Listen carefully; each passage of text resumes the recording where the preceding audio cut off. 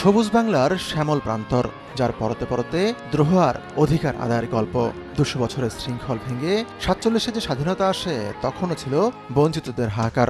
এরপর হানাদার বাহিনী নির্বিচার শোষণ আর নিপীড়নের বিরুদ্ধে মুক্তির ক্ষুধায় অর্জিত হয় স্বাধীনতার লাল সূর্য। কারণ অন্যায় সহ্য না করার প্রশ্নে বাঙালি তো চিরকালই অনড় অবিচল। অন্য সব বছরের মতো এবছরও মানিকগঞ্জের ইকবাল বিজয়ের মাসে কাঁধে তুলে নিয়েছেন লাল সবুজের গর্ব। মৌসুমী এই পেশা আর এই দেশই তো তার কাছে সকল দেশের রানী। বিদেশ থেকে সেটা বাইরের দরকার নাই, আমার বাংলাদেশ আমার কাছে শান্তি। সারা বছর অন্য অন্য কাজ করি, এই মাসে পতাকা বেশি, বছরে একবার, আমার কাছে ভালো লাগে।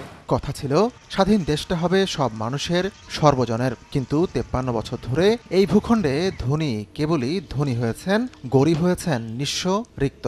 এই যেমন অন্যের জমিতে জীবনভর কাজ করছেন মোবারক হোসেন, দৈনিক মজুরি ৫০০ টাকা। বছরের এই সময়টায় তবুও মাঠের কাজ মেলে, কিন্তু সারা বছরের হিসেব কষলে জীবন চালানো কষ্টকর।